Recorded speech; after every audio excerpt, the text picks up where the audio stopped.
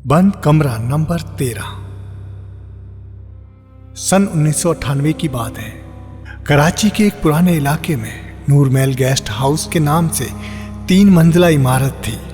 बाजार ये एक आम गेस्ट हाउस था, मगर वहाँ काम करने वाले हर मुलाजमीन को एक अजीब हिदायत दी जाती थी कि कमरा नंबर 13 की चाबी कभी किसी मेहमान को मत देना। नए मुलाजमीन जब इसकी वजह पूछते तो मालिक सिर्फ एक ही बात कहता, जितना कम जानोगे उतना ही ज्यादा जी सकोगे, और उसके बाद खामोश हो जाता। कई साल गुजर गए। एक दिन अहमद नाम का नौजवान नौकरी की तलाश में वहां पहुंचा। उसे रात की ड्यूटी पे रख लिया गया। मालिक ने रात को जाते हुए कहा, रात 12 बजे के बाद ऊपर से कोई भी घंटी बजे तो हरगिज मत जाना। अहमद ने मुस्कुराकर सर हिला दिया। उसे लगा ये सब पुरानी इमारत की कहानियां हैं। रात के 11 बजे आखिरी मेहमान भी अपने कमरे में चला गया। पूरे गेस्ट हाउस में खामोशी छा गई। सिर्फ दीवार पे लगी घड़ी की आवाज सुनाई दे रही थी। 12 बजते ऊपर से घंटी बजी। अहमद ने चौंक कर ऊपर देखा। रस्सी से बंधी वही पुरानी घंटी मुसलसल बज रही थी। उसे मालिक की बात याद आई, मगर तजस्सुस उस पर गालिब आ गया। वो आहिस्ता आहिस्ता सीढ़ियां चढ़ने लगा। तीसरी मंजिल पर पहुंचते ही उसे अजीब सी ठंडक महसूस हुई। राहदारी में मौजूद तमाम कमरों के दरवाजे बंद थे। सिर्फ एक दरवाजा आधा खुला था। उस पर जंग आलूदा तख्ती लगी हुई थी। कमरा नंबर 13। दरवाजा हल्की आवाज के साथ खुद ब खुद हिल रहा था। अहमद ने अंदर झांका। कमरा बिल्कुल खाली था। सिर्फ दरमियान में एक लकड़ी की कुर्सी रखी हुई थी और कुर्सी के सामने एक पुराना आईना। वो जैसे ही अंदर दाखिल हुआ, दरवाजा जोर से बंद हो गया।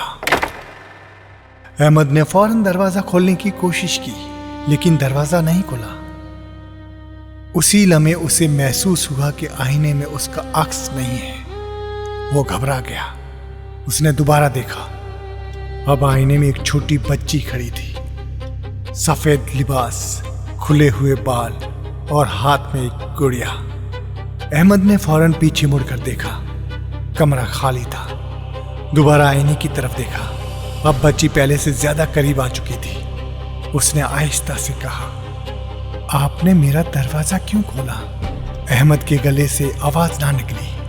अचानक पूरा आईना दरारों से भर गया। कमरे की लाइट बंद हो गई। सिर्फ बच्ची की हंसी गूंज रही थी। कुछ लम्हों बाद दरवाजा खुद ही खुल गया। अहमद दौड़ता हुआ नीचे आया। सुबह होते ही उसने मालिक को सब कुछ बता दिया। मालिक के चेहरे का रंग उड़ गया। उसने फौरन गेस्ट हाउस बंद कर दिया। फिर अहमद को एक पुरानी फाइल दिखाई। उसमें एक अखबार की खबर लगी थी। 12 साल पहले एक शख्स ने अपनी बेटी को कमरा नंबर 13 में कैद कर दिया था। बच्ची कई दिन तक मदद के लिए रोती रही, मगर किसी ने दरवाजा नहीं खोला। जब पुलिस पहुंची तब तक बहुत देर हो चुकी थी। अहमद के हाथ कांपने लगे। तो मैंने कल रात किसे देखा था? मालिक ने धीमी आवाज में कहा, हमें नहीं मालूम, मगर हर उस शख्स को वही बच्ची नजर आती है जो उस कमरे का दरवाजा खोलता है। अहमद ने उसी दिन नौकरी छोड़ दी। उसने कसम खाई कि वो दोबारा कभी इस इमारत के करीब नहीं जाएगा। 5 साल बाद अहमद की शादी हो चुकी थी।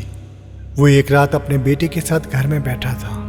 अचानक उसके बेटे ने पूछा, अब्बू, वो सफेद कपड़ों वाली आंटी कौन है? अहमद चौंक कर उठा। कौन सी आंटी? बच्चे ने कमरे के कोने की तरफ इशारा किया। वो जो मुझे हाथ से बुला रही है। अहमद ने उधर देखा। वहां कोई नहीं था। उसने बेटे को गोद में उठा लिया। बेटा, वहां कोई नहीं है। बच्चा मुस्कुराया।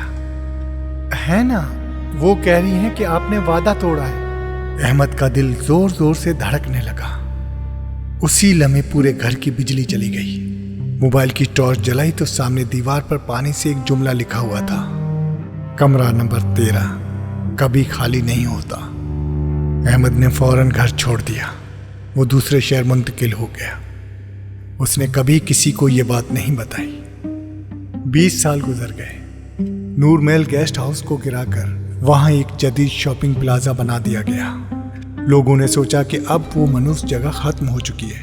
इफ्तिताह के दिन हजारों लोग खरीदारी के लिए आए। शाम को अचानक प्लाजा की तमाम लिफ्ट्स एक साथ बंद हो गईं। सिक्योरिटी कैमरों में सिर्फ एक लिफ्ट चलती हुई नजर आ रही थी, लिफ्ट नंबर 13। हालांकि उस प्लाजा में सिर्फ 12 लिफ्ट्स थी।